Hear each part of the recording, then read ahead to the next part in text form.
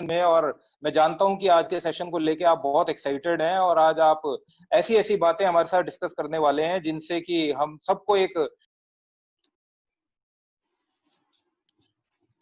Life के अंदर हमें बढ़ने में मदद करेगी। तो welcome Narendra ji, welcome welcome. Thank you sir, thank you very much. और मैं भी इस सेशन का इंतजार कर रहा था, और इसके पीछे लॉजिक यही है कि मैंने जो किया और जो मैंने कभी लाइफ में सोचा भी नहीं था कि मैं कभी इस तरह की चीजें कर पाऊंगा, कुछ नजर नहीं आ रहा था। मैंने बहुत सारे काम किए। मैं एक बहुत ही मिडिल क्लास, बल्कि लोअर मिडिल क्लास फैमिली को बिलोंग करता हूँ। अगर मैं अगर अपने बचपन में जाऊं तो मेरे फादर जो है वो एक नौकरी किया करते थे, प्राइवेट जॉब करते थे। और जब उनकी जॉब चल रही थी तो उनकी फैक्ट्री बंद हो गई, फिर वो 6 महीने बंद रही फैक्ट्री। उसके बाद में हमारे ताऊजी ने हमारा घर बनाया। जब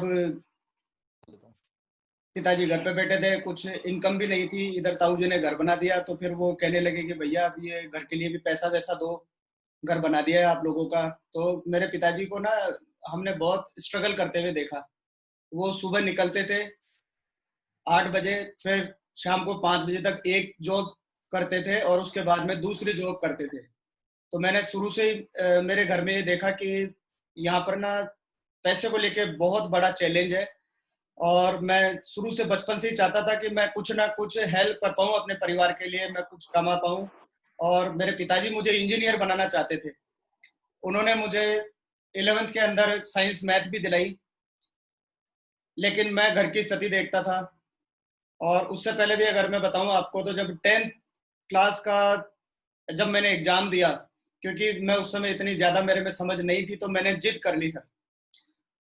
मैंने कहा कि मुझे ना क्रिकेटर बनना है और मुझे तो क्रिकेट एकेडमी ज्वाइन करनी है। जबकि मैं जानता हूं कि हमारे घर की ऐसी स्थिति नहीं थी कि मुझे क्रिकेट क्लब को ज्वाइन करवा सके, लेकिन फिर भी घर वालों ने पता नहीं कैसे करके मुझे क्रिकेट क्लब को ज्वाइन करवाया। कैसे जैसे करके उन्होंने मुझे कपड़े दिलवाए, एक किट दिलाया। मैं साइकिल से वहाँ क्रिकेट सीखने के लिए जाया करता था। वो एकेडमी का टाइम 5 बजे होता था, मैं 4 बजे पहुंच जाया करता था।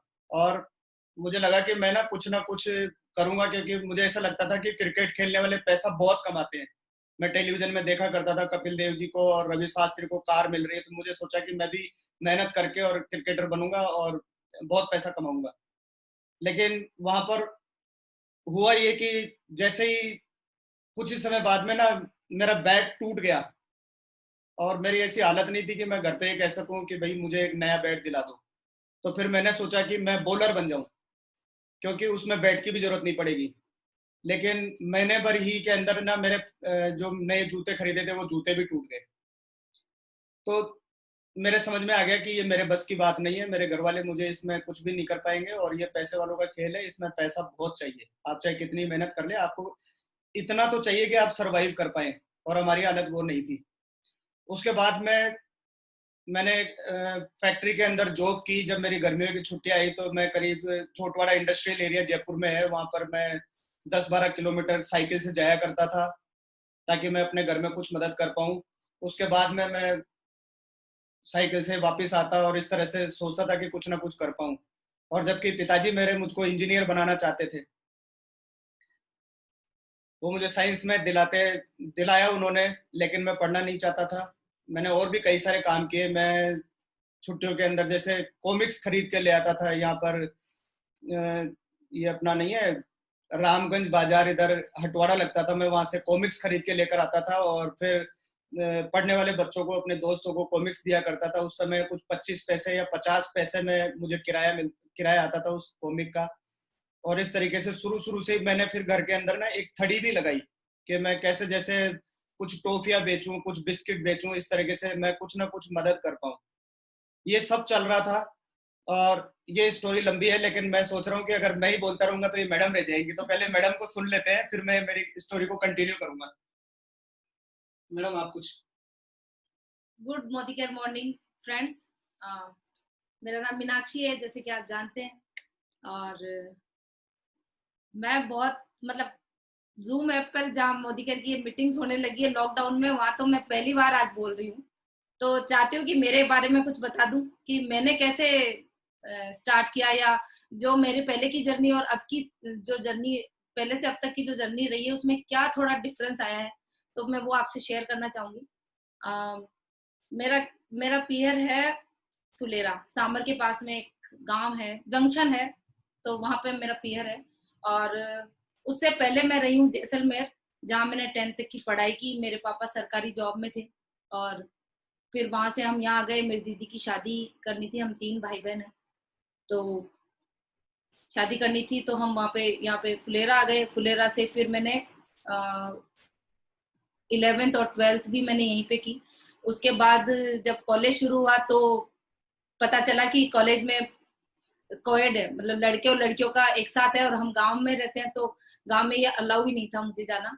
तो फिर मैंने वो पोस्टपोन कर दिया कि मुझे वो करना है। मैं सिर्फ प्राइवेट ही मैंने पढ़ाई की, फर्स्ट ईयर, सेकंड ईयर और फाइनल करने के बाद फिर मैंने एमए किया। एमए जब प्रीवियस कर लिया, उसके बाद फाइनल हुआ, उससे पहले मेरी शादी हो गई। वो भी मिडिल क्लास फैमिली थी, और यहाँ पे जब मेरी शादी हुई तो ये भी मिडिल क्लास फैमिली। तो वहां पर भी मैंने बहुत काम किए। जब मैं पीयर में थी, जब मेरी शादी नहीं हुई थी, तब भी मैं सिलाई विलाई करती थी, और अपने काम से अपने मम्मी पापा का हाथ बटाया करती थी, क्योंकि मेरे पापा तो जो सरकारी जॉब थे तो जैसलमेर साइड रहते थे, और मम्मी यहाँ रहती थी। तो सर्वाइव करना बहुत वो हो जाता है, कि क्योंकि दोनों साइड का खर्चा चलता था। तो फिर धीरे धीरे फिर मेरी शादी हो गई। शादी करने के बाद जयपुर आ गए। अच्छा, शादी से पहले भी यही था कि शादी करनी है तो जयपुर में करनी है, किसी गांव में नहीं जाऊंगी। गांव में रही जरूर हूँ, पर मैं गांव में नहीं जाऊंगी, इतना था। और कुछ करने का था, तो जब आर्ट्स लिया था तो अगर टीचर बनेंगे तो टीचर ही बनना था, तो ठीक है भाई, टीचर बन जाऊंगी। लेकिन वहां पर भी मैं ना जॉब नहीं कर पाई, क्योंकि वो गांव था, तो वहाँ गांव में कोई अलाउ नहीं करता जॉब करने के लिए। तो मैंने यही छोटे मोटे काम किए, सिलाई वगैरह। तो फिर शादी हो गई, शादी होके यहाँ आ गए। यहाँ आने के बाद मैंने एमए फाइनल किया। उसके बाद मैं सोचती मैं भी कुछ करूं, मैं भी कुछ करूं, मैं भी कुछ करूं। तो मैं क्या करूं, क्या करूं, क्या करूं। शुरू से सर का ये रहा है कि मुझे नौकरी नहीं करनी है किसी की। तो मैंने कहा ठीक है, नौकरी नहीं करते। बच्चे हो गए, 7 साल तक घर पे ही लगे रहे। और उसके बाद में मेरी छोटी बेटी जब हुई, तो फिर सर ने जिम खोला। फिर उसके बाद फिर मैंने बोला कि मुझे भी कुछ करना है, तो मैं जिम में गई, ये सोच के कि भाई मैं कुछ करूंगी। तो वहां फिर मैंने थोड़े टाइम जॉब किया। ऐसे ही जिंदगी चल रही थी। फिर दूसरा जिम खुला, तीसरा खुला, ऐसे करके 3-4 जिम खोल लिए सर ने, कैसे कैसे करके। पर लाइफ वही चलती रही, उसमें कोई चेंजेस नहीं था। वही घर, वही जाना आना, और स्ट्रगल इतना। सुबह 4 बजे उठती थी, 7 बजे 8 बजे तक अपना काम करने के बाद बच्चों को इधर उधर स्कूल भेज के। अच्छा, मेरे सास ससुर ने बहुत सपोर्ट किया उस चक्कर में, मेरे जेठ जेठानी ने बहुत सपोर्ट किया। मेरे बच्चे छोटे थे, उनको वो रख लेते थे, मैं चली जाती थी। अच्छा, कुछ जिम विम संभालना था, तो वैसे मेरी दुगनी हो गई जिम्मेदारी, कि घर भी था और बच्चे भी थे। तो सुबह 4 बजे उठना, फिर 8 बजे मुझे जिम पहुंचना, फिर वहां से 12 से 1 वापस आना, फिर शाम को 4 बजे वापस जाना, और फिर वहां से 9-10 बजे आना। तो मैंने मेरे बच्चों को ऐसे, जैसे सोते हुए बड़े देखते हैं ना बच्चों को, वैसे देखा है, ऐसे सीधा हमारे साथ साथ चलते हुए नहीं देखा, क्योंकि आते जब तक वो सो जाते थे, सुबह स्कूल भेज देती थी, बस इतना ही था। ज्यादा बच्चों के साथ टाइम स्पेंड हुआ ही नहीं। तो ऐसे ही स्ट्रगल वाली। और मेरा ये मिडिल क्लास फैमिली और बहुत पुराने ख्यालों की फैमिली, तो साड़ी वाड़ी घूंघट एंड ऑल। तो मैं दिन भर में 7 बार कपड़े चेंज करती, आज भी करती हूँ। 7 बार कपड़े चेंज करती थी, जिम जाना आना, फिर घर पे आके चेंज करो, फिर जिम में जाके चेंज करो। तो कहने का मतलब ये है कि बहुत सारी स्ट्रगल होते हैं, बहुत सारी प्रॉब्लम्स भी आती है, पर ठीक है, रुके नहीं, चलते रहे चलते रहे चलते रहे चलते रहे। फिर एक दिन किस्मत ने पलटी मारी, पता नहीं कैसे, कि भाई आलोक भैया ने घर पे बुलाया। उस दिन भी वही हेक्टिक शेड्यूल था हमारा, फिर भी चलो सर ले गए मुझे। अच्छा, सर जो बोलते मैं करती हूँ, वो मेरे मेंटर भी है, मेरे हस्बैंड भी है, मेरे गुरु भी है, मेरे सब कुछ है, क्योंकि उन्होंने मुझे एक नए उस पे लाके खड़ा कर दिया। मैं गांव वाली जिंदगी छोड़ के और एक सीधी सादी जोड़ के एक मुझे वर्किंग वुमेन बनाया उन्होंने मुझे। तो उसके लिए मैं उनका बहुत थैंक्स करती हूँ। और दूसरा, फिर हम जब आलोक भैया के घर पहुंचे, तो वहां पर हम 3 से 4 लोग थे, और मीटिंग हुई हमारी। और उसके उस दिन हमने जो डिसीजन लिया ना, मैं ये सोचती हूँ वो बहुत अच्छा डिसीजन था कि हमने ले लिया। अब वो चाहे कैसे ही था, उस दिन बहुत सिर में दर्द हो रहा था, वट जो भी हो रहा था, पर जो भी डिसीजन था उस दिन कि हाँ भाई हमें ये करना है, और वो बहुत अच्छा डिसीजन था। जो कि हमें आज ये जो लॉकडाउन की स्थिति है ना, आज ये फील हो रहा है, क्योंकि जो रोज शटर उठाते हैं और शटर डाउन करते हैं ना, उनकी जिंदगी बेहाल हो रखी है। और हमारा ये कि ठीक है, हम मोदी केयर कर रहे हैं, मेरा भी जिम बंद है, जिम में आज भी करते हैं काम, लेकिन जिम बंद है मेरा। डेढ़ महीना तो हो गया है, और आगे भी पता नहीं कितने दिन बंद रहेगा। पर मोदी केयर नाम ही इतना अच्छा लगता है, इतना मतलब एक बहुत ही खुशी देने वाली एक वर्ड है ये मोदी केयर, जिसने हमारी ना जिंदगी बदल दी। उसके लिए मैं सबसे पहले थैंक्स करना चाहूंगी समीर सर का, जिन्होंने ये हमें अपॉर्चुनिटी दी। ये हमारे पूरे भारतवर्ष में एक इंडियन कंपनी इन्होंने हमें ऐसी दी कि उसके जरिए हमारे कितने परिवारों का भला हो रहा है और अपने सपने पूरे कर रहे हैं मुझे। मैं थैंक्स करना चाहूंगी तरुण सर का, सुरेखा मैम का, कनिका मैम का, आलोक भैया का, कपिल भैया का और अनीता मैम का। इन सबका मैं थैंक्स करना चाहूंगी, जिन्होंने हमें अपने साथ लेके हमें एक बिल्कुल बच्चे की तरह संभालते रहे हमें। अनीता मैम तो मुझे हमेशा मतलब एक पता नहीं क्या छोटी बच्ची या छोटी बहन की तरह ट्रीट करती है, मीनाक्षी ऐसे बहुत अच्छा लगता है। कनिका मैम के साथ बैठो तो भी बहुत अच्छा लगता है। इन सब से मैं बहुत इंस्पायर होती हूँ। और मोदी केयर में भी और मैं मेरे फील्ड में, जैसे मैं जिम चलाती हूँ, तो मैं दोनों में यही कहती हूँ कि feel it and achieve it. अगर आप किसी चीज को फील करते हो तो आप उसे पा लेते हो। तो अब हम मेरी जिंदगी बदल चुकी है। मेरे पता नहीं क्या क्या शौक रहे हैं, सूट पहनना, बाहर जाना और घूमना, और बड़ा घर चाहिए, बड़ी गाड़ी चाहिए, तो सारे धीरे धीरे सारे फुलफिल हुए। मैं जब फर्स्ट टाइम प्लेन में बैठी ना, उस दिन मेरा बर्थडे था और हमें समीर सर ने पर्सनली टिकट देके बुलाया था। ये मेरे लिए, मैं भूलती नहीं हूँ उस दिन को, कि वो मेरे लिए बहुत अच्छा था। और फॉरेन ट्रिप हो गए हैं, और अब तो ये है कि 5 स्टार होटल जैसी चीज ही दिमाग में आती है अब, और कहीं रुकने का नाम ले तो नहीं, मतलब पता नहीं क्यों ऐसे कि लग्जरी लाइफ हो गई है। और बहुत अच्छा, और हमारे जरिए हमारे साथ में इतने लोगों की जिंदगी बदल गई है कि क्या बताएं। तो थैंक यू। और बस मोदी केयर करते रहिए, बस मोदी केयर ही है मेरे तो आसपास की दुनिया, मेरे तो सब कुछ, मेरे बच्चे भी मोदी केयर, मेरे हस्बैंड भी, मैं भी, बस Modi care. Thank you, thank you, thank you so much Modi care, हमें उतनी अच्छी अपॉर्चुनिटी देने के लिए। Thank you so much. चलिए सर, मैं आगे करता हूँ इसको। हमारी स्टोरी में जो क्या स्ट्रगल रहे हैं, कैसे हम लोग कामयाब हुए, क्या क्या दिन हमने देखे हैं।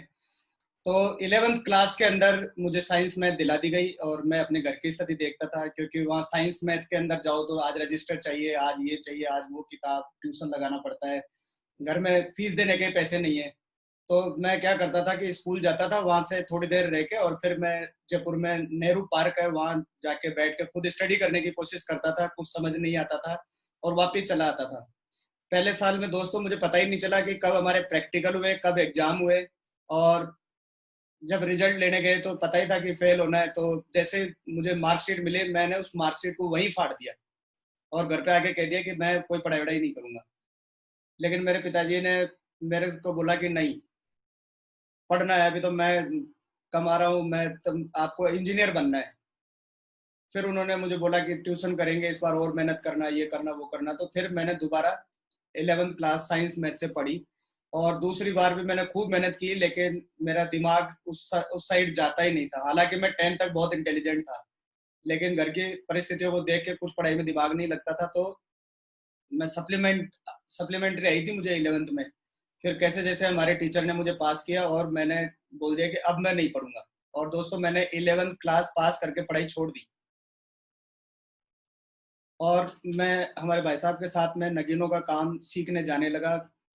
क्योंकि मुझे पैसा कमाना था, तो मैंने ज़्यादा समय नहीं गवाया, वहाँ पे बहुत फटाफट सीखा और घर पे काम लगाया। मैंने कुछ दोस्तों को अपने घर पे लगा के कारखाना लगाया, और हमने काम करना शुरू किया। ये सब चल रहा था मेरे साथ में। मेरे जो जितने भी मेरे साथ के दोस्त थे वो पढ़ते रहे थे, और वो कोई ग्रेजुएट हो गए थे, कोई क्या हो गए थे। तो मेरे भाई साहब ने मुझे कहा कि ना, तेरे को भी पढ़ना चाहिए। तो दोस्तों, मैंने वापस पढ़ाई स्टार्ट की। फिर मैं प्राइवेट पढ़ने लगा। तो मैं दिन भर काम करता था, और शाम को मैं ट्यूशन पढ़ने जाता था, और सुबह मैं मार्शल आर्ट करता था।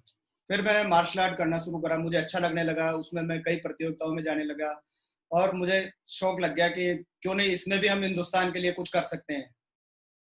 तो ये चलता रहा। फिर मैंने ये करते करते ग्रेजुएशन कर ली, फिर एमए कर लिया, और फिर उसके बाद में मैंने डिप्लोमा किया फिजिकल एजुकेशन में, कि अपन टीचर बनेंगे, स्पोर्ट्स टीचर, और कुछ पीएचडी वगैरह करेंगे, इसमें आगे बढ़ेंगे। लेकिन वो सब भी कुछ हुआ नहीं, और फिर मुझे उसमें भी छोड़ के, और फिर मैंने सोचा कि ना, ये सब हो गया, और अब अपने को क्या करना है, डेयरी फार्म खोलना है।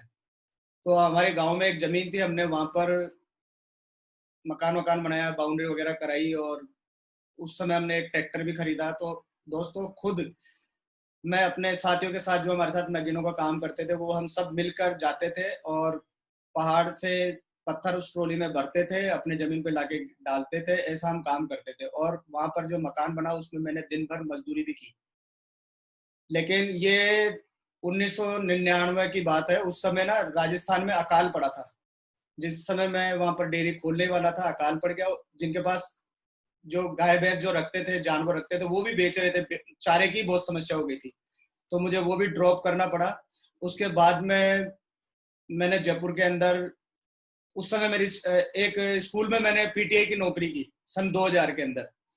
और सन 2000 के अंदर जब मुझे पता चला कि यहाँ तो 1500 रुपये मिलते हैं, और 1500 रुपये, उस समय मेरी शादी की भी बात होने लगी थी, तो मेरे ये समझ में आने लगा था कि 1500 रुपये में तो घर नहीं चलेगा, और कौन शादी करेगा मुझसे 1500 रुपये कमाएंगे तो फिर मैंने ना कुछ स्कूलों में एक एक दो दो घंटा, जहाँ मैं मार्शल आर्ट सिखाता था, मैं स्पोर्ट्स की ट्रेनिंग देता था।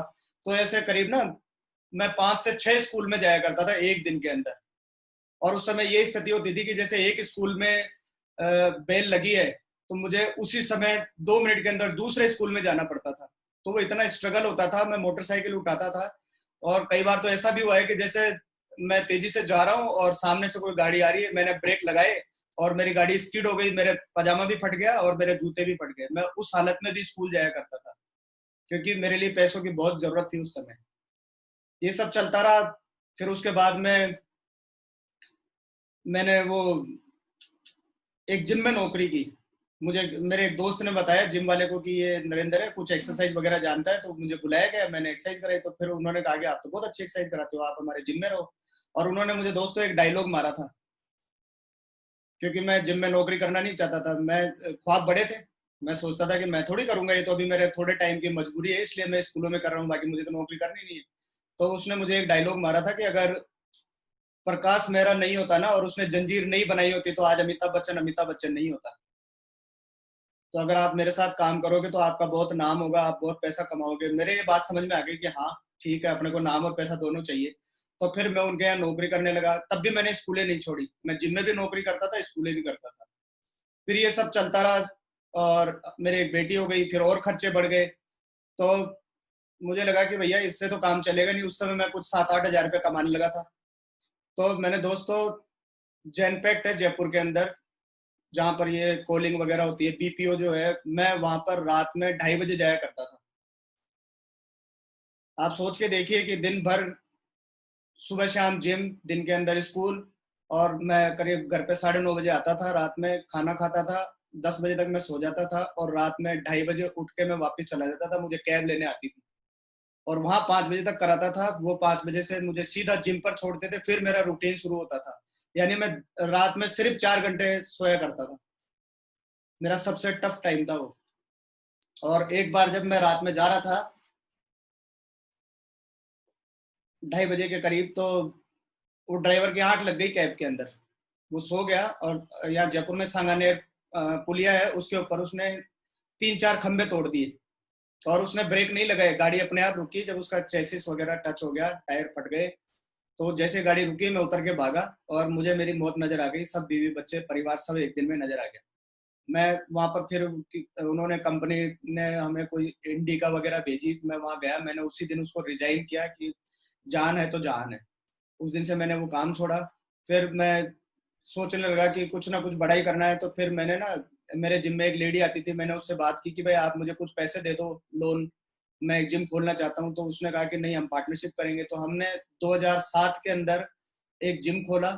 जिम में शुरू में हम 3 पार्टनर थे, पार्टनरशिप में बड़े हमने लॉस खाए। फिर हमने 2 पार्टनर रहे, मैंने कैसे जैसे और पैसा उधार किया और जिम खोला। फिर उसको हमने चलाया। वो जिम, मेरी मेहनत करी मैंने, और कुछ किस्मत ने साथ दिया, तो वो जिम बहुत अच्छा चला। मैंने फिर और बड़ा सपना देखा कि अच्छा, 2007 में इस जिम को बात बताऊं तो अनीता जी कपिल जी से हमारी पहली मुलाकात इसी जिम में हुई थी। अनीता जी कपिल जी हमारे यहाँ एक्सरसाइज करने आए थे उस समय, शायद याद हो कपिल जी को।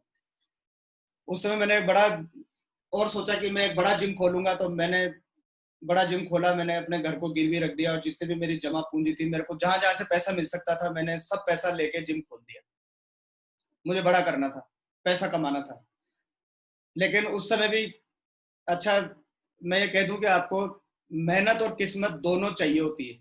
मैंने मेहनत बहुत की, मेहनत करने में कोई कमी नहीं छोड़ी, लेकिन शायद मेरी किस्मत ने उस समय साथ नहीं दिया। उसी समय जयपुर में मेट्रो का काम शुरू हो गया, और जब मेट्रो का काम शुरू हुआ तो लोग आना कम हो गए और हमारे खर्चे ज़्यादा थे, तो उसमें लॉस लगने लगा। तो मैंने उस जिम को छोड़ा और फिर अच्छा, उसी दौरान हमारा जो पुराना वाला जिम था उसको बंद करके मीनाक्षी ने बड़ा सपोर्ट किया उसमें। मीनाक्षी बहुत मेहनत करती थी, तो इसने अपना एक जिम स्टार्ट किया और ये उसको चलाती थी। मैं वो बड़े वाले जिम को, जो बड़ा हाथी हमने पाला था, उसको चलाता था, जिसके जिक्र भी आलोक जी कुछ समय पहले कर रहे थे कि उन्होंने वहां पर हमारे साथ उसको अटेंड किया था। और उसके बाद में दोस्तों मैंने बड़े जिम को छोड़ के एक छोटा जिम खोला, और ये हौसले की बात बता रहा हूँ मैं, क्योंकि मेरे पास पैसा नहीं था। मेरे पास सिर्फ हौसला था कि मुझे कुछ करना है, मुझे कुछ बड़ा करना है। पैसा नहीं था। मैंने वो जिम खोला, बिना मशीनों के मैं एक्सरसाइज कराया करता था। जिस दिन जिम का उद्घाटन था सिर्फ एक साइकिल थी मेरे जिम में, तो वहां स्टार्ट किया, खूब मेहनत की।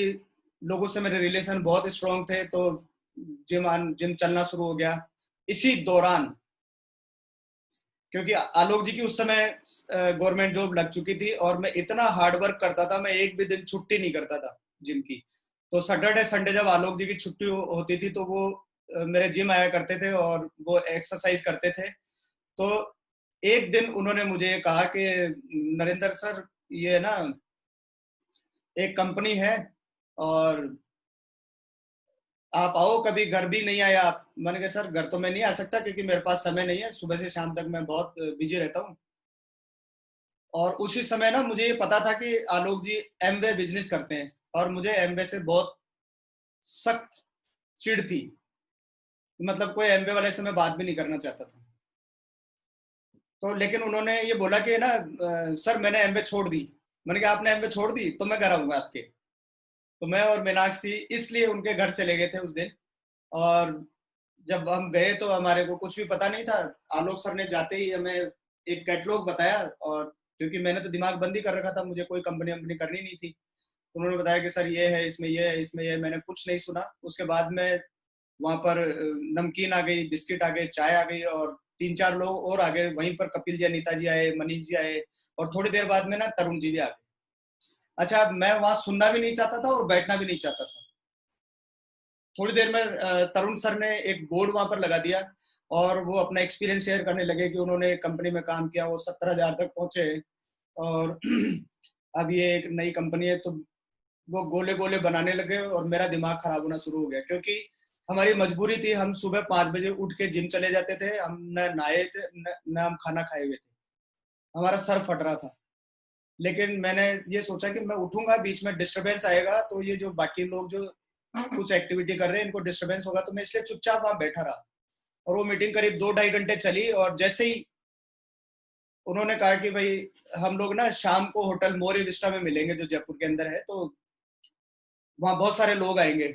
और मैंने मन में सोचा कि एक बार मैं घर चला जाऊं तो मैं कभी आलोक जी के से दोबारा मिलूंगा ही नहीं, देखूंगा ही नहीं इधर। मैं घर चला गया दोस्तों, और हमने अपने रूटीन के काम किए और फिर खाना खाया। तो क्योंकि हम शाम को खाना खा रहे थे तो हमारा सर फट रहा था उस दिन, तो मैंने और मीनाक्षी ने दोनों ने ये डिसाइड किया कि आज हम जिम नहीं जाएंगे, आज हम सेंट्रल पार्क जाएंगे और वहाँ थोड़े से देर अपने जाके और फिर वापस आके घर पर रेस्ट करेंगे। आज हालत नहीं है जिम जाने की, क्योंकि आज का दिन तो हमारा पूरा हो गया है। हम जब वहाँ सेंट्रल पार्क गए तो वहां पर जाने के बाद में मुझे ख्याल आया कि क्यों नहीं हम एक बार मीटिंग भी देख ले। वो कह रहे थे कि कुछ ना मीटिंग है, बहुत सारे लोग आएंगे। तो दोस्तों हम होटल मोरी विस्टा में चले गए और वहां हम जाके पीछे बैठ गए।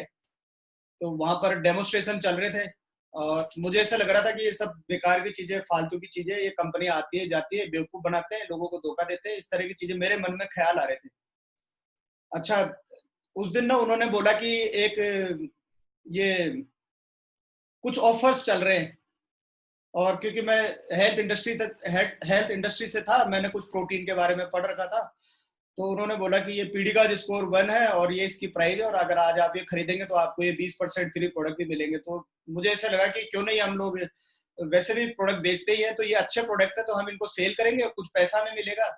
इसलिए मैंने कपिल जी को उसी समय कहा कि मैंने कहा सर ये पैसे लो और आप मुझे ना प्रोडक्ट दिला दो।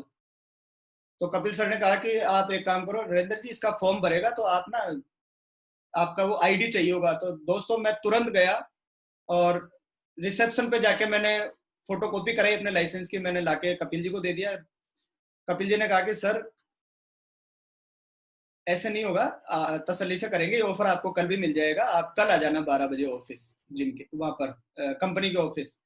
तो मैं दूसरे दिन गया तो मेरी मुलाकात वहां पर अनीता जी से भी हुई। और दोस्तों कुछ प्रोडक्ट जो मुझे लेने थे मैंने लिए। उसके बाद में ना अनीता जी ने कुछ मुझे एक ऑयल इनरिच मॉइस्चराइजर आता था और सोप और पेस्ट, ये 3-4 प्रोडक्ट और दे दिए कि भैया ये प्रोडक्ट बहुत अच्छे हैं, वैसे भी घर में काम आते हैं, तो आप इनको इस्तेमाल करना। और मैं लेना नहीं चाहता था इन प्रोडक्ट्स को, क्योंकि मेरे को तो एक ही चीज नजर आ रही थी कि बस प्रोडक्ट बेचेंगे और पैसा कमाएंगे। तो हम वहां से वो प्रोडक्ट लेकर आ गए घर पर और मैंने प्रोडक्ट बेचना शुरू किया। और घर में हमारी जो श्रीमती जी है, इन्होंने क्या है वो पेस्ट इस्तेमाल करना शुरू कर दिया। अच्छा, पेस्ट मुझे महंगा लग रहा था क्योंकि 100 रुपए का पेस्ट था उस समय। और इनके पायरिया था मुंह में ना, जब ये ब्रश करती थी तो इनके ब्लीडिंग होती थी। और मुझे ऐसा लगता था कि ये तो खर्च हो जाएगा, फिर महंगा पेस्ट लाना पड़ेगा। ऐसे ही चल रहा था, साबुन हमने इस्तेमाल नहीं किया और वो पड़ा रहा। एक दिन जब मेरा कोलगेट में इस्तेमाल करता था, जब वो खत्म हो गया, तब मुझे ऐसा लगा कि मैं भी ये वैसे भी तो बर्बाद कर ही रही है पैसे, तो क्यों नहीं अपन भी एक बार ये पेस्ट करके देखें, क्योंकि एक दिन में तो गरीब नहीं होंगे। तो मैंने वो पेस्ट इस्तेमाल करके देखा तो मुझे पता चला पेस्ट इतना बढ़िया। मैंने उसी दिन ठान लिया कि हर आदमी को बताऊंगा कि ये जो बाजार का जो पेस्ट है ये इतना कचरा प्रोडक्ट है, बेकार प्रोडक्ट है। दोस्तों मैंने उसी दिन से फिर ठान लिया कि अब मैं इसके बारे में जानकारी दूंगा लोगों को। अच्छा, धीरे धीरे उस समय मैं आपको बात बताऊं तो प्रोडक्ट्स, एक तो हमको फायदा तो हो ही रहा था पैसे में, उसके अलावा प्रोडक्ट्स के रिजल्ट बहुत बढ़िया थे, इनकी प्राइसिंग बहुत बढ़िया थी, तो हमको बेचने में मजा आ रहा था। और बाकी कुछ समझ में नहीं आ रहा था, मीटिंग्स में बुलाते थे तो हम चले जाते थे, हमें कुछ समझ में नहीं आता था। फिर ऐसे करते करते ना बीच में एक कहानी आपको शेयर कर देता हूँ, हो सकता है शायद आज थोड़ा सा सेशन लंबा हो, सॉरी सर। 3 व्यापारी है सर, और ये 3 जो व्यापारी है ना, इनको एक को एक महंगा पत्थर मिल गया। उसने दूसरे व्यापारी से कहा कि भाई ऐसा एक पत्थर है तो इसको एक बार जांचा जाए। उन्होंने फिर तीसरे व्यापारी से कहा जो ज्यादा बड़ा व्यापारी था। तो इन्होंने आपस में कुछ बातचीत करी और उस पत्थर को खरीद लिया। दोस्तों मैं समझता हूँ मेरे अपलाइन समझ गए होंगे, और मुझ पे बोझ आ गया। मैंने कहा हम तो फंस गए। तो ये प्रोडक्ट से हमको कुछ बेनिफिट भी हो रहा था, और हमें एक इवेंट मतलब एक कॉन्टेस्ट जीता हमने, और हम होटल क्राउन प्लाजा गए। क्राउन प्लाजा में गए तो वहां पर पहले दिन बड़े बड़े स्पीकर्स आ रहे थे और वो बड़ी बड़ी बातें कर रहे थे, हम यहाँ से 10 लाख कमाते हैं, हम BMW चलाते हैं, फॉर्च्यूनर चलाते हैं, मर्सिडीज चलाते हैं। मुझे लगा कि ये सब झूठ बोल रहे हैं, ऐसा कोई पैसा वैसा नहीं आता है और सब बेकार की बात है। लेकिन दूसरे दिन मैंने देखा तो उनकी गाड़ियां तो बड़ी बड़ी थी, तो मुझे थोड़ा यकीन हुआ कि अगर ये फाइनेंस पे भी लाए होंगे तो कुछ पैसा तो कमाते होंगे। लेकिन जो टर्निंग पॉइंट रहा वो ये था कि दूसरे दिन समीर मोदी जी जब इस स्टेज पर आए और उन्होंने अपने लीडर से ना परमिशन मांगी कि मेरे पास कितना समय है, कितना समय लीडर साहब मुझे दोगे ताकि मैं अपनी बात रख पाऊं। तो ये जानकर, और फिर उन्होंने अपने नंबर दिए, फिर उन्होंने कुछ बातें बोली जो मतलब सीधी इधर दिमाग पे लगी और इधर घर कर गई। उन्होंने कहा कि हमारा देश 1947 में आजाद हो गया है, लेकिन हम आज भी आर्थिक रूप से आजाद नहीं है, और हर हिंदुस्तानी को आर्थिक आजादी मिले इसलिए उन्होंने मोदी केयर की शुरुआत 1996 में की है, और वो लगातार प्रयास कर रहे हैं। और उन्होंने बताया कि उसके बीच में ना बाद में एक विदेशी कंपनी आ गई अंग्रेजों की, और लोग उसमें लग गए।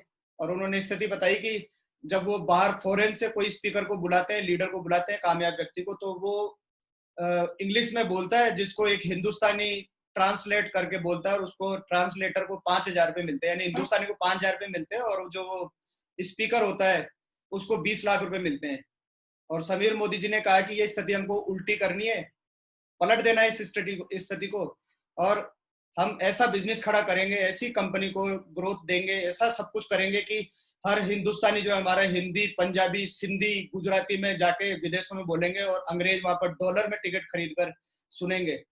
तो मैं तो बस वही हो गया, मैं तो समीर जी का होके रह गया कि मुझे इस मूवमेंट का हिस्सा बनाना है, मुझे भी मदद करनी है आर्थिक हिंदुस्तान आर्थिक आजादी लाने के अंदर।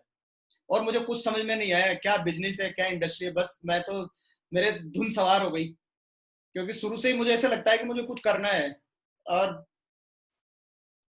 खैर, तो आगे अब कुछ समझ तो आ नहीं रहा था, बस ये था कि मदद करनी है और लोगों से बात करने लग गए। और जब लोगों से बात करने लग गए, न तो मुझे कोई डेमो करना आता था, न मुझे कोई प्लान आता था, कुछ भी नहीं आता था, न मुझे ये भी पता था कि कपड़े कैसे पहनते हैं। और मैं मेरे पहले प्लान की आपको बात बताऊं तो हमने हमारे राजस्थान के जो वो थे ASM, उनको बुलाया, अखिल लूथरा जी नाम था उनका। और उसके बाद में मैंने कपिल जी, अनीता जी को भी बुलाया और मैं वहां चला गया मानसरोवर। कपिल जी ने कहा कि हम थोड़ी देर में पहुंचते हैं वहां पर, ये कहीं दूर थे, कहीं शाहपुरा दिल्ली रोड पे थे।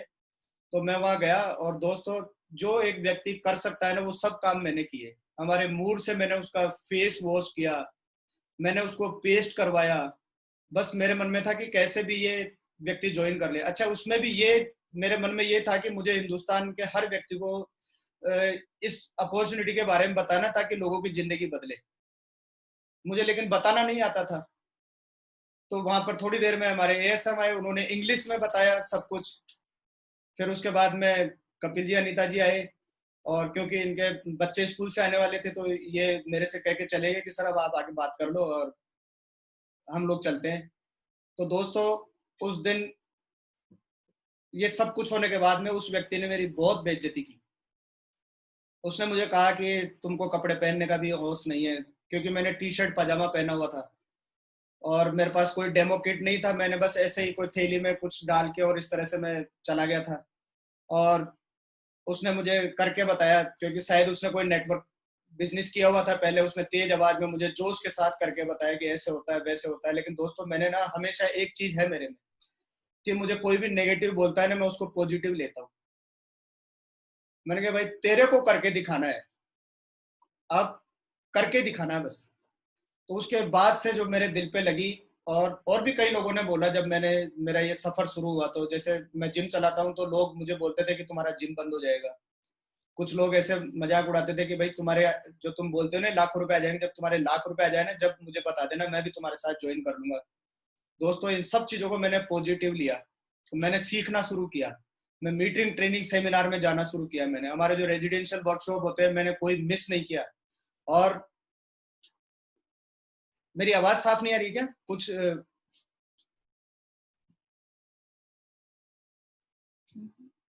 एक बार इसमें देखना, मेरी आवाज साफ नहीं आ रही।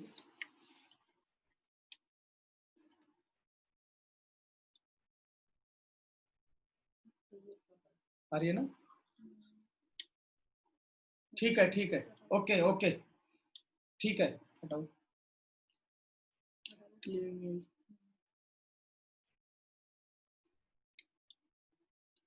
पानी पी लूं?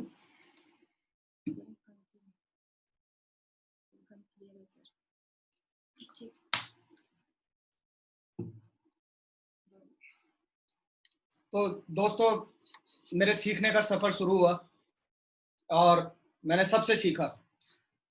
मेरे जितने भी चैलेंजेस थे मैं पूछता था, जैसे हमेशा मैं बोल दिया करता था जब अनीता जी, कपिल जी बोलते थे कि भाई सर आप थोड़ा टाइम ज्यादा दो इंडस्ट्री में, आप बहुत अच्छा कर सकते हो।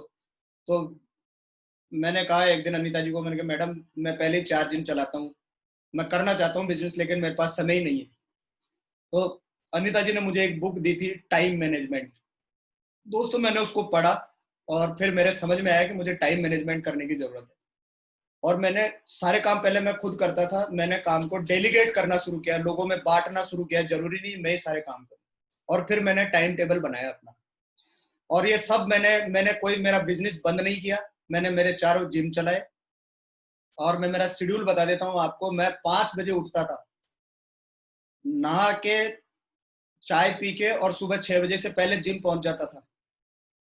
12 बजे तक मैं वहां पे काम कराता था उसके बाद में वहीं पर मीनाक्षी मेरा लंच ले आती थी, अखिलेश जी कई बार मेरे साथ वहीं लंच करते थे, मैं लंच करता था अपना, फिर वहीं से मैं तैयार होता था, फिर वहीं से मैं बिजनेस के लिए बाहर निकलता था, फिर शाम को 4 बजे आके मैं वापस जिम में एक्सरसाइज कराता था, फिर 9 बजे तक करता था, फिर 9 बजे के बाद में भी हम लोग बिजनेस के बारे में बताया करते थे लोगों को। मैं जैसे मैं अगर बात करूं तो हम लोग बीकानेर जाया करते थे, और देशभक्ति तो थी लेकिन देशभक्ति से काम नहीं चलता है, पैसे भी चाहिए होते थे।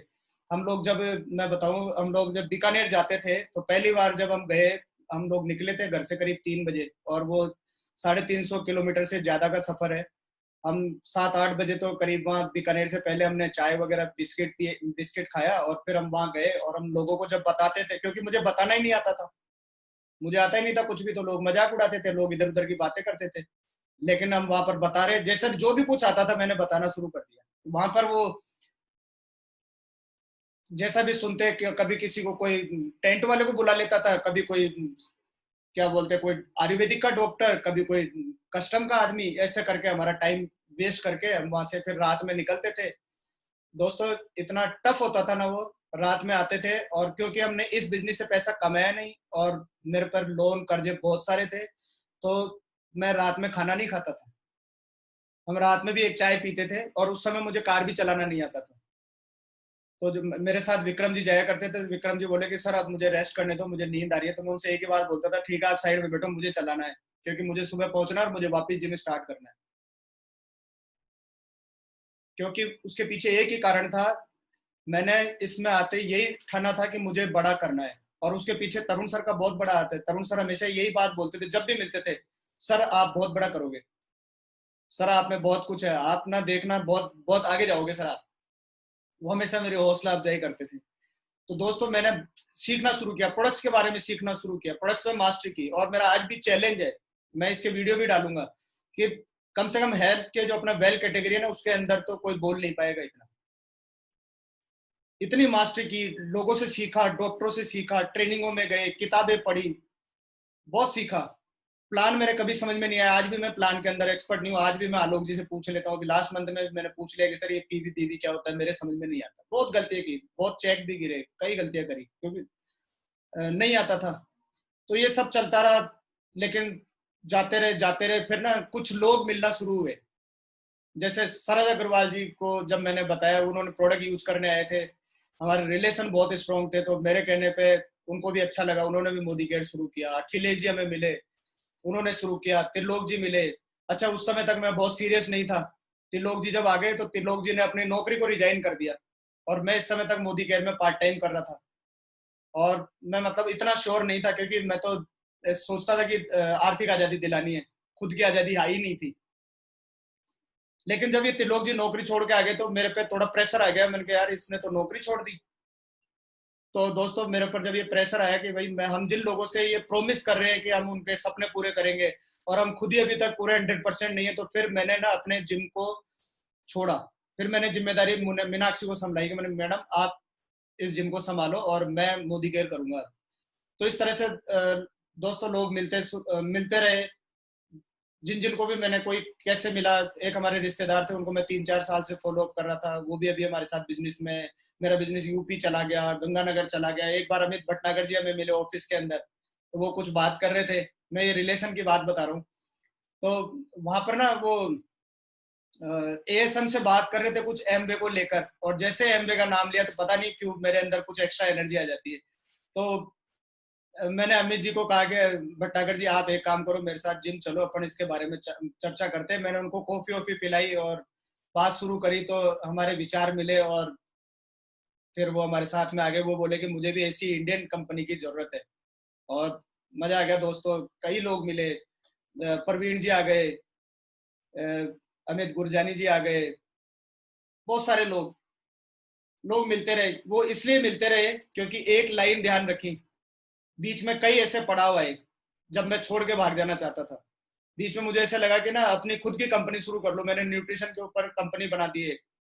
बाद में जब सब कुछ कर लिया, मैंने किसी की बात नहीं मानी। उस समय मुझे कपिल जी ने, तरुण जी ने, सब ने बोला कि सर इससे बढ़िया आप मोदी केयर में ज्यादा फायदा करोगे, लेकिन मेरे समझ में नहीं आया, मैं करके ही माना, और वहां पे लॉस खाया मैंने।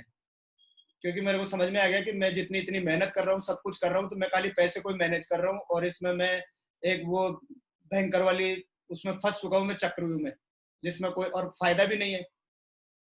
तो क्यों नहीं मोदी केयर को फुल टाइम प्रमोट किया जाए। जब तक मेरा और जो है इस पे विश्वास बढ़ गया था, क्योंकि लगातार जो हमारे लीडर्स है वो भी ग्रो कर रहे थे, अब कार्य बदल रहे थे, इनकम बढ़ रही थी, और मेरा भी विश्वास बढ़ रहा था और सक्सेस भी आ रही थी। तो फिर मैंने मोदी केयर ही करने का यहाँ पर डिसीजन लिया।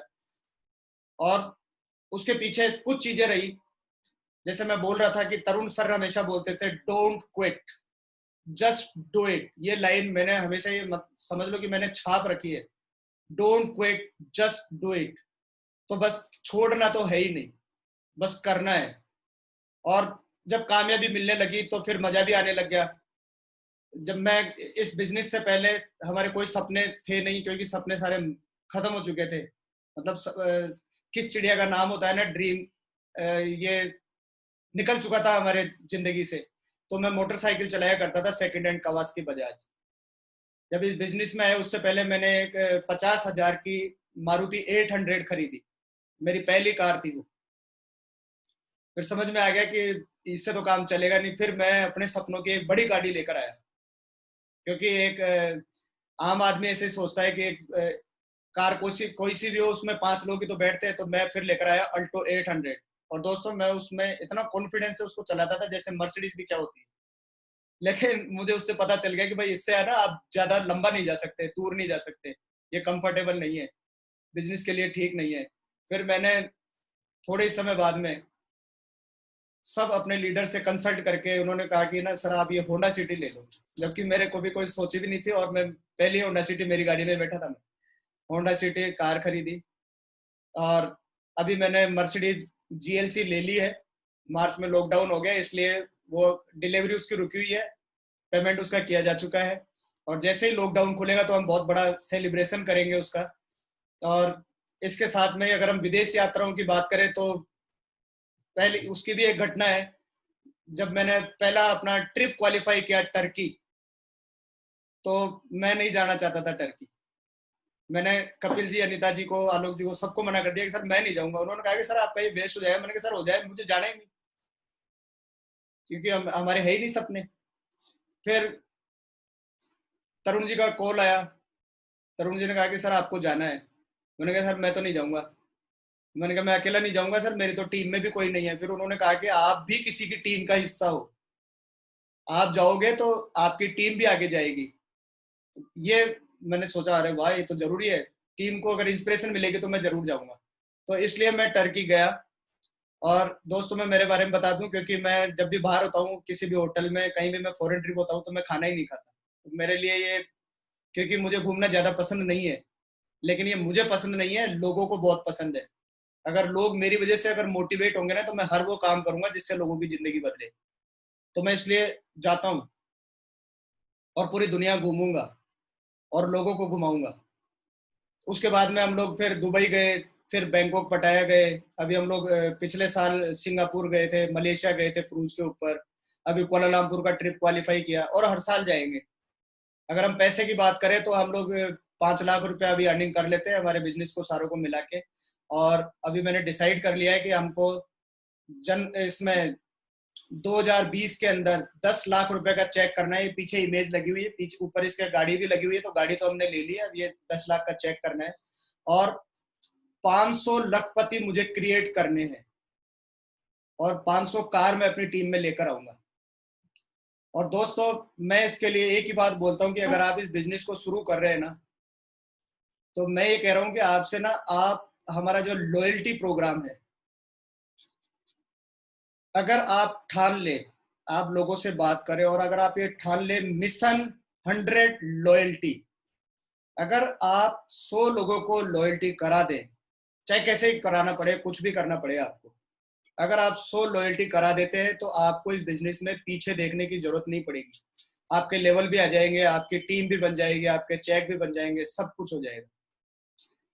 तो ये मेरी स्टोरी थी। मैंने कोशिश करी कि कुछ मैं शायद आप लोगों को बता पाऊं, क्योंकि जैसे मैंने मेरी लाइफ में स्ट्रगल रहा, और अगर मैं मोदी केयर ज्वाइन नहीं करता तो शायद ये जो मैं आज बातें कर रहा हूँ ये जो मैंने कोट पहना हुआ है ना, ये भी मैं शायद कभी पहन नहीं पाता। और हमारे कुछ लीडर्स ने कहा था, क्योंकि एक जो कंपनी है एमबे, वो वहाँ पे ऐसा कहते हैं कि लोग ना बड़े सूट बूट पहन के जाते हैं और उनके चाहे भले इनकम आए चाहे नहीं आए, और वो टाइटल बदले नहीं बदले, वो क्या करते हैं अपने स्कूटर में रखते हैं और वहां जाते हैं, कोट पैंट पहनते हैं, और उनके पास एक ही सूट होता है चाहे 10 साल हो जाए। तो दोस्तों मैंने डिसीजन लिया कि मेरा जब भी लेवल चेंज होगा, टाइटल बदलेगा, तो मैं हर बार सूट सिलाऊंगा, और मैं हर बार सूट सिलाता हूँ। ये पावर है मोदी केयर की। और मोदी केयर जैसा कोई भी कंपनी नहीं है पूरी दुनिया में। ये कंपनी नहीं है, ये बिजनेस नहीं है, ये अटूट बंधन है, ये दिलों से दिल को जोड़ने का बिजनेस है। ये बिजनेस आसानी से समझ में नहीं आता, ये इस बिजनेस में जब हम आ जाते हैं ना तभी समझ में आता है। कंपनी का जो मैनेजमेंट है उन्होंने बहुत हेल्प की, हमने बहुत गलतियां की, बहुत नादानियां की, लेकिन वो हमेशा हमें छोटे बच्चों की तरह सिखाते रहे। इस बिजनेस में ही आपको केवल एक परिवार मिलता है जो आपकी केयर करता है, चाहे किसी भी हालात में हो। तो हमें इतने बढ़िया हमारे जो मेंटर्स है, जिन्होंने, हम तो सीखना ही नहीं चाहते थे, करना ही नहीं चाहते थे, लेकिन मतलब इसमें मेरा कोई रोल नहीं है। मैंने तो बस ये है कि हाँ भाई चलो ठीक है, ये मैं आ गया अंदर। बाकी ये सब हमारे मेंटर्स ने हमें करवाया, सिखाया, वो जैसा बोलते गए हम करते चले गए। तो दूसरा लेसन ये है कि आपके जो इस बिजनेस में स्पॉन्सर है या जो आपके अपलाइन है, वो जो आपको कहते हैं ना, आपको केवल उनकी बात माननी है। अगर आप उनकी बात मानते रहेंगे तो आपकी कामयाबी को कोई भी नहीं रोक सकता, आप खुद तो रोक ही नहीं सकते। तो ये सारी चीजें रही। और समीर मोदी जी का तो कोई मुकाबला ही नहीं है, क्योंकि आज लॉकडाउन के अंदर भी क्या सोच है उनकी, कैसे सब चीजें कर रहे हैं, क्या क्या डबल पीवी, कभी क्या एक्सटेंड कर देना, लॉयल्टी को कम कर देना, और पता नहीं अभी मई में वो क्या लाने वाले हैं। और मैं तो ठान के बैठा हूँ कि आज तक जो मेरा बिजनेस मैंने किया नहीं ना, वो मैं मई के अंदर कर दूंगा, और इस ऑनलाइन से ही कर दूंगा मैं। तो दोस्तों आज के लिए मेरी साइड से इतना ही है, और मैं होस्ट बना रहा हूँ वापस आलोक जी को।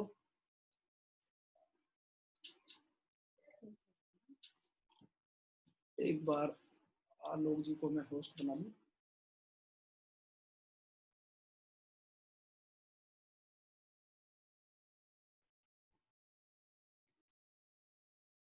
आलोक सर, आप मुझे सुन पा रहे हैं?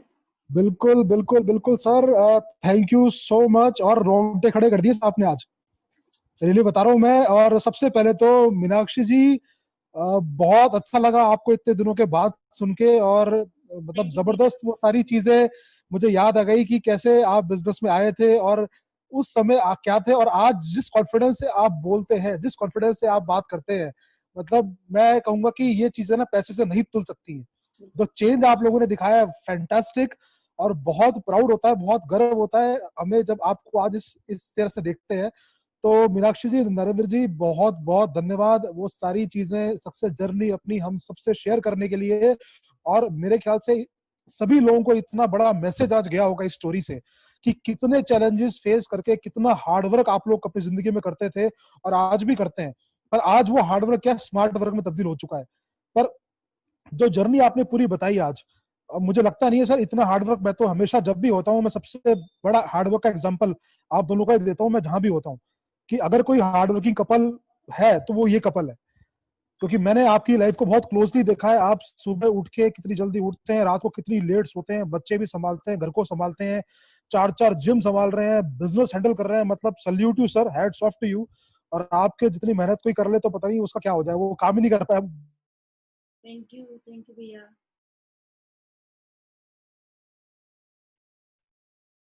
और बहुत बड़े बड़े कीर्तिमान आप इस बिजनेस में बनाए, अपने जैसे ऐसे चुनिंदा हीरे अपनी टीम में आप क्रिएट करें। और जिस मिशन से आपने इस बिजनेस को ज्वाइन किया था कि हिंदुस्तान को आर्थिक रूप से आजाद बनाना, वो पूरा हो, उस मिशन में सबसे बड़ी भागीदारी आपकी हो। तो thank you so much sir, love you. और बहुत अच्छा लगा आज हमको, हम सबको। मुझे पूरी उम्मीद है कि आज जो भी आपको सुन रहे होंगे ना, सबके रोंगटे खड़े हो गए सर आज आपकी स्टोरी को सुन के। तो मैनी मैनी थैंक्स, बहुत बहुत धन्यवाद सर।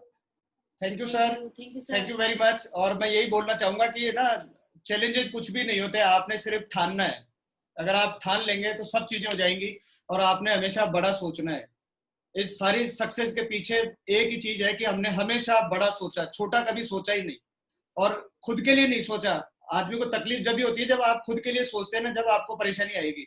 अगर आप लोगों के लिए सोचेंगे अगर आप कुछ बड़ा करने की सोचते हैं, तो इसका एग्जांपल मैं बोलता हूँ, जैसे हमारे प्रधानमंत्री जी है ना, वो खुद के लिए नहीं सोचते, वो पूरे देश के लिए सोचते हैं, इसलिए आज वो देश के प्रधानमंत्री है।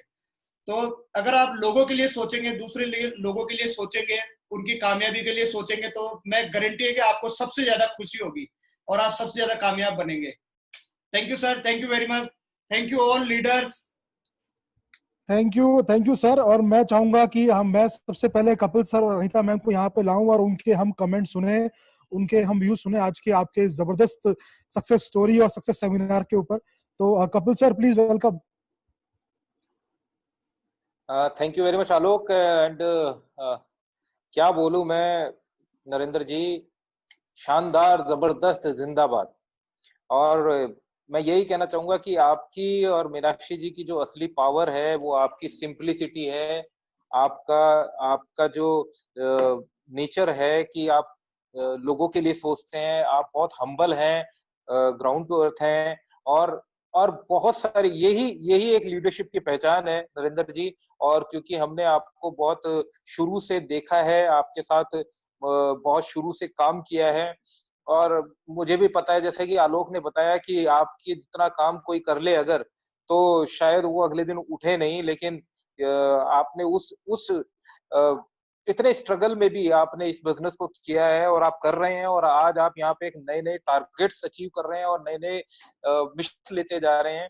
और ये देखिए, बिना सिस्टम के ये कुछ पॉसिबल नहीं था। तो मुझे लगता है कि हमारा जो सिस्टम है, तरुण सर का जो सिस्टम है, आज जो उनकी छत्र छाया में हम लोग ग्रो कर रहे हैं, the real credits goes to Tarun sir, क्योंकि उन्होंने बहुत कुछ हमें सिखाया है और हम इन्हीं मीटिंग्स का प्रोडक्ट हैं। और आपने जो चेंजेस किए हैं, क्योंकि मुझे याद है कि पहले जब हम आते थे तो आप लोअर टी शर्ट में रहते थे, और आज आपसे जब भी मिलते हैं तो आप सूटेड बूटेड रहते हैं, आपकी कार के अंदर बुक्स रहती हैं, आपकी टेबल पे बुक्स रहती हैं, आप हर वक्त अपने आप को ट्रेंड करते जा रहे हैं। और जो स्टोरीज और जो अभी तो मुझे पता है, ये 1 घंटे में आप अपनी जर्नी कवर भी नहीं कर सकते, लेकिन आपने जो बताया है उससे बहुत सारे लोग आज वो होप लेकर जाएंगे कि अगर इतना सिंपल कपल इस बिजनेस को इतनी खूबसूरती से बिल्ड कर सकता है, आज इतने फॉरेन ट्रिप्स अचीव कर सकता है। और मीनाक्षी जी, शानदार, मजा आ गया आपने जिस तरीके से अपनी स्टोरी को शेयर किया, क्योंकि मुझे पता है आप भी बहुत स्ट्रगलिंग लाइफ लीड करते हैं, किस तरीके से एक ट्रेडिशनल फैमिली में बिलोंग करते हुए और आप इस बिजनेस को भी बिल्ड करते हैं, नरेंद्र जी का भी पूरा साथ देते हैं, और आप पूरे जिम्स को भी संभालते हैं, फैमिली को भी संभालते हैं। तो हैट्स ऑफ टू यू। और मैं मैं मैं, मैं चाहूं तो शायद एक दिन आप लोगों के लिए पूरा बोल सकता हूं, लेकिन रियली यू डिजर्व इट, और आपने अपने आप को प्रूव किया है, और आप इसी तरीके से आगे बढ़ते रहें, इसी तरीके से आपकी टीम के अंदर नए नए टाइटल्स आते रहें, इसी तरीके से आप अपने सभी सपनों को पूरा करें, यही मैं आशा करता हूं, और इसी तरीके से आप ग्रो करते रहें। रियली मजा आ गया sir, thank you very much. Thank you, और sir. बहुत बड़ा करेंगे सर, बहुत बड़ा करेंगे, अभी स्टार्ट ही हुआ है सर। नहीं, वो मुझे पूरा यकीन है कि अभी स्टार्ट ही हुआ है। अभी तो हमने सीखा ही है, अभी तो सीखना शुरू ही किया है। हाँ, अभी तो आप बहुत भयंकर होगा। वो एक मेरे को एक कोट याद आ रहा है कि अभी तो नापी है गजबर जमीन हमने, और अभी तो पूरा आसमान बाकी है। तो वो आपके लिए बिल्कुल सूट कर रहा है कि अभी तो कुछ भी नहीं किया है और अभी तो करेंगे, और वो धमाका करेंगे। मुझे पूरा यकीन है कि आप वो धमाका करोगे कि पूरा देश नहीं, पूरी दुनिया देखेगी, और आपको, आपके परिवार को आप पे नाज होगा, आपके दोस्तों को आप पे नाज होगा। Thank you sir, thank you very much. Thank you sir. Thank you very much. और मैं चाहूंगा, क्योंकि हमारे साथ हमारे गुरुदेव हैं तरुण सर यहाँ पे, तो आलोक, आप तरुण सर को अनम्यूट कीजिए, और तरुण सर भी मुझे पता है कि बहुत ज्यादा एक्साइटेड होंगे नरेंद्र जी के और मीनाक्षी जी के बारे में हमसे बात करने के लिए।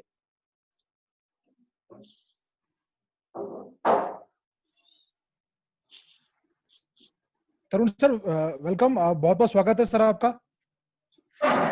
Thank you Tarun sir. और मैं एक बात कहना चाहूंगा सर यहाँ पे कि जैसे अभी कपिल सर ने कहा ना, this is all because of the system which is created by you, और हीरो की पहचान जौहरी को ही होती है सर, और आप वो जौहरी हैं। आप वो पारसमणि है जिसने हम जैसे लोगों को यहाँ तक पहुंचा दिया। हमें अपने ऊपर भरोसा नहीं था, लेकिन आपने हमें वो हौसला दिया, और जिसकी वजह से आज हमारी जो भी सक्सेस है वो है सर। सो ये सारा क्रेडिट आपको है, कपिल सर, अनीता मैम और आप जैसे मेंटर्स की वजह से ये सब कुछ हो रहा है sir. So thank you so much sir. Thank you Alok. Can you hear me? आपको मेरी आवाज आ रही है? बिल्कुल सर, बिल्कुल बिल्कुल। मेरे पास कुछ कनेक्शन आज पुअर हो गया अभी।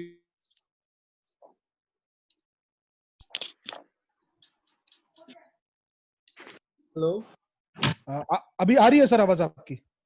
देख पा रहे हैं, नहीं देख पा रहे हैं?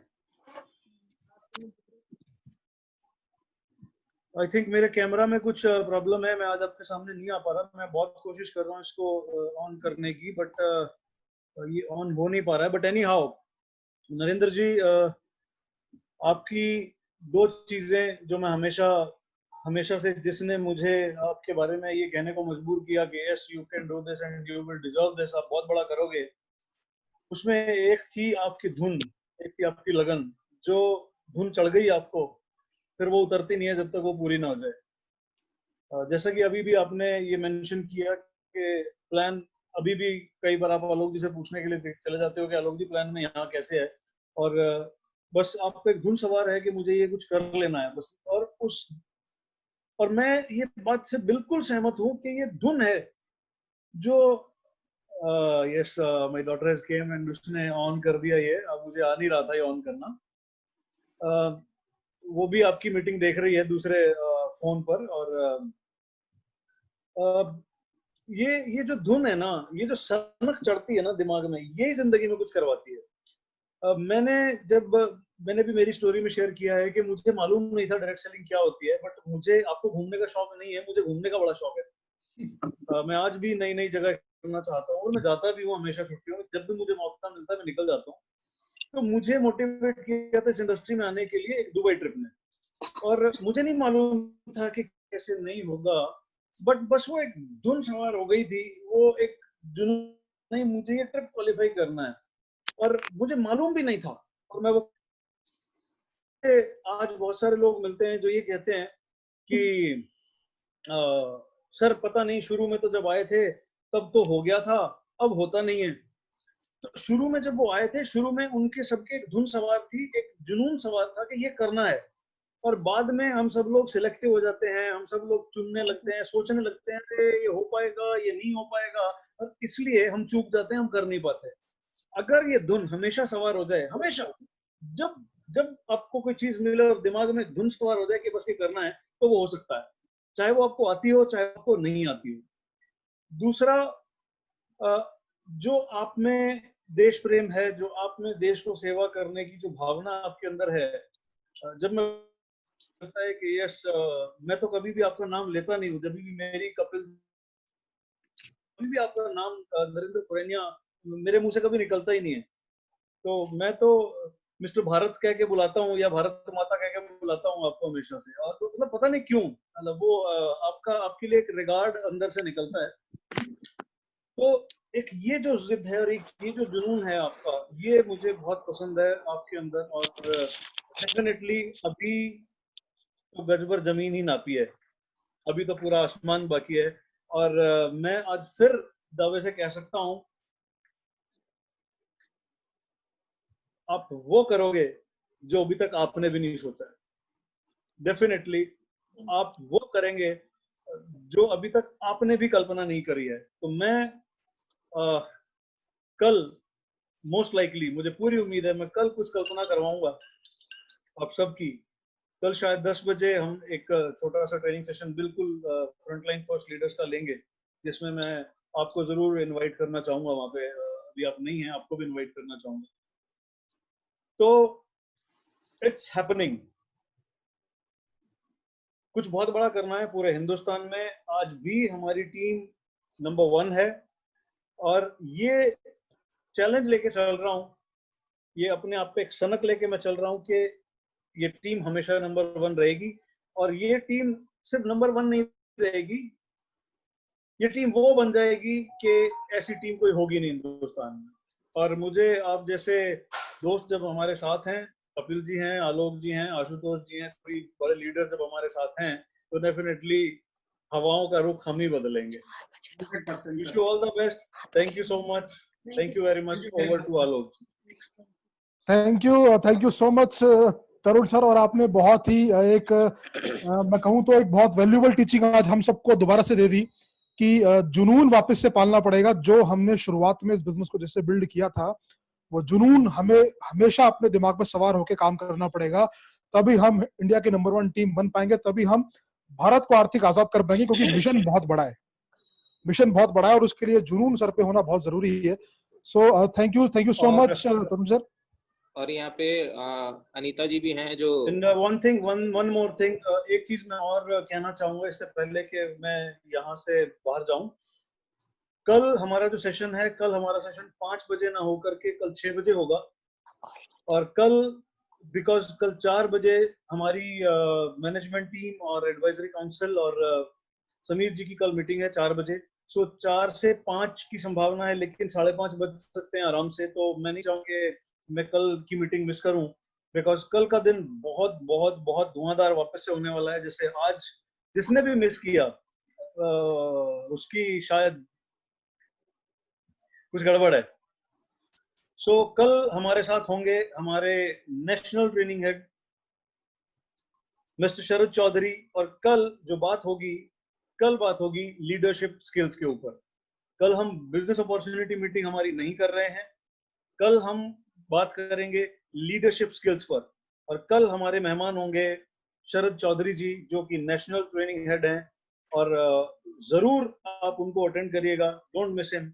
सो कल 4 से 5:30 पौने 6 तक हमारा मैनेजमेंट समीर जी और एडवाइजरी काउंसिल है, और उसके बाद हम आपको 6 बजे वापस मिलेंगे कल। So thank you very much and see you tomorrow at 6 PM। Over to Alok ji. Thank you so much sir. और जैसे कि हम देख पा रहे हैं यहाँ पे कि हमारी ग्रेट मेंटर अनीता मैम आज हमारे साथ आ चुकी हैं, तो मैं चाहूंगा कि उनके हम वैल्यूबल कमेंट जरूर लें आज की इस ट्रेनिंग पे। अनीता मैम प्लीज वेलकम, बहुत बहुत स्वागत है आपका। Thank you Alok ji, thank you very much. Good मोदी के मॉर्निंग लीडर्स, उम्मीद करती हूँ आप सभी लोग बहुत अच्छे होंगे, आप सभी अपने घरों में सेफ होंगे। और आज का बहुत ही जबरदस्त लगा मुझे सेशन। मैंने नरेंद्र और मीनाक्षी जी को सुना तो मुझे पुराने दिन याद आ गए कि किस तरीके से नरेंद्र जी और मीनाक्षी जी को हम इस बिजनेस में लेके आए थे, क्योंकि ये नेटवर्क मार्केटिंग के लिए बहुत ज्यादा नेगेटिव थे, इनको ये चीजें बिल्कुल पसंद नहीं आती थी। लेकिन जब ये बिजनेस में आए तो इन्होंने उस डेडिकेशन और पैशन के साथ मोदी केयर को किया कि आज ये आप लोगों के सामने एक GBDD कपल के रूप में खड़े हैं। और मुझे याद है मीनाक्षी जी ने जितना स्ट्रगल किया है अपनी फैमिली में है, या कहते हैं ना कि ससुराल में सब चीजों को मैनेज करना बहुत बड़ी बात होती है, और मीनाक्षी को मैंने वो सब चीजें मैनेज करते हुए देखा है। क्योंकि इनकी फैमिली में इनको सूट पहनना भी अलाउ नहीं है, और इनकी मदर इन लॉ जो इनको बिल्कुल अलाउ नहीं करते हैं और आज भी अलाउ नहीं करते हैं। फिर भी इन्होंने जैसे स्टोरी में बताया कि एक दिन में 7 बार कपड़ों को चेंज करना बहुत मुश्किल होता है दोस्तों, और इतने सालों तक करते रहना। लेकिन आप ये देखिए जब किसी काम को हम कंटिन्यू करते हैं तो वो आदत बन जाती है। तो मीनाक्षी को सैल्यूट करती हूँ मैं इस बात के लिए कि बहुत अमेजिंग तरीके से मैनेज करती हैं सब चीजों को। और सुबह जल्दी 4 बजे उठ के फिर ये 7 बजे जिम पहुंचती हैं, वो रात को 10 बजे वापस जिम से घर जाना, बच्चों को संभालना, सर को पूरा सपोर्ट करना। तो दोस्तों ये कहती है फैमिली बिजनेस है, और जब तक हम एक दूसरे को सपोर्ट नहीं करेंगे तो हम आगे कैसे बढ़ेंगे। आज जितने भी लीडर्स जितनी जल्दी सक्सेसफुल हुए इतने कम टाइम में, उनका सबसे बड़ा रीजन ये कि उनकी फैमिली का पीछे से सपोर्ट रहा, और हस्बैंड वाइफ एक दूसरे को जब सपोर्ट करेंगे तो हम बहुत बड़ी सक्सेस के साथ यहाँ पे खड़े होंगे। तो बहुत जबरदस्त लगा मुझे सेशन, नरेंद्र जी ने बहुत ही अच्छे तरीके से, और सर को मैंने जो देखा है ना चेंज होते हुए, सर मतलब बिल्कुल भी जब हम इनको देखते थे ना तो बड़ा वो लगता था कि इतना इतना सिंपल कपल ही किस तरीके से बिजनेस करेंगे। और आज देखिए नरेंद्र सर सिर्फ और सिर्फ सीखने पे फोकस करते हैं, और सर का सक्सेस का कोई भी रीजन नहीं है। सर इतनी बुक्स पढ़ते हैं, इतनी ट्रेनिंग्स बनाते हैं अपनी, सर को बोलना भी नहीं आता था, और आज किस तरीके से पूरे अपनी सक्सेस स्टोरी इन्होंने बताई, अपनी पूरी टीम को ट्रेन करते हैं। तो दोस्तों जब कहते हैं ना कि आप काम करते हो तो सफलता आती है, तो लोग आपके पीछे अपने आप आते हैं, और आज वो दिन आ चुका है। बहुत ही अच्छा लगा मुझे ये सेशन, और थैंक्स करना चाहूंगी हमारे महागुरु तरुण सर को, जिन्होंने इतनी बड़ी अपॉर्चुनिटी हमें जयपुर में दी और हम लोगों की जिंदगी बदली। कहते हैं ना कि शब्द नहीं है शुक्रिया अदा करने के लिए। Thank you Tarun sir, thank you very much. और कल का जो सेशन है उसके लिए मैं अभी से बहुत ज्यादा एक्साइटेड हूँ, क्योंकि बहुत हमारे फेवरेट हैं शरद चौधरी जी, और उनकी जो ट्रेनिंग्स है, वो कहते हैं ना मोस्ट वांटेड ट्रेनर है, उनको सुनने के लिए बहुत मुश्किल से टाइम मिलता है। और दोस्तों कल ज्यादा से ज्यादा लोगों को, नए लोगों को आप ट्रेनिंग में लेके आइए, आप खुद सीखिए, नोट्स बनाइए, क्योंकि शरद जी का बहुत ज्यादा स्पेशल सेशन होने वाला है कल, यही कहना चाहूंगी। और सभी दोस्तों को all the best. Thank you very much Alok, Tarun sir, पूरी टीम को thank you very much. Thank you Anita ma'am for sharing your valuable comments. और ये पूरी जो टीम खड़ी हुई है राजस्थान की, इसमें बहुत बड़ा श्रेय आपका है, क्योंकि आपने जिस प्यार से इस टीम को संभाला है, तो शायद ही कोई इतना वो करता है कि आपने जितनी रिलेशनशिप स्ट्रॉन्ग करी है अपनी पूरी टीम से। सो हेड्स ऑफ यू, और थैंक यू सो मच हमारी जिंदगी में आने के लिए। और हमें, थैंक यू, और हम आगे भी सबको हम इसी तरीके से संभालेंगे आप लोगों को। बिल्कुल बिल्कुल बिल्कुल। थैंक यू सो आप मच। सब हमारे बच्चे हो। बिल्कुल बिल्कुल बिल्कुल। Thank you. तो चलिए फ्रेंड्स, हमने सुना हमारे ग्रेट मेंटर्स को यहाँ पे, उनके कमेंट्स लिए, और अब मैं चाहूंगा इस मीटिंग को हम यहीं पर एंड करें। और हमें जैसे पता चल चुका है, कल शाम को 5 बजे मीटिंग ना होके 6 बजे की जाएगी, और शरद चौधरी जी का टाइम हमें मिला है। और जितने भी लोगों ने उनको सुन रखा है वो जानते हैं कि वो बहुत ही एक शानदार ट्रेनर, प्रोफेशनल स्पीकर, मतलब जबरदस्त है उनकी एजुकेशन। और हमने भी मोदीगर में आने के बाद बहुत कुछ उनसे सीखा है, और कल शाम को हम सब उनसे सीखेंगे। और जिन लोगों ने नहीं सुना है, मैं आपको बता दूं, अब बहुत कुछ आपको उनसे सीखने को मिलेगा। तो कल शाम को 6 बजे मिलेंगे, राइट। और क्योंकि बहुत जल्दी हाउसफुल होगा, तो प्लीज टाइम पर ज्वाइन कीजिएगा। Thank you so much leaders for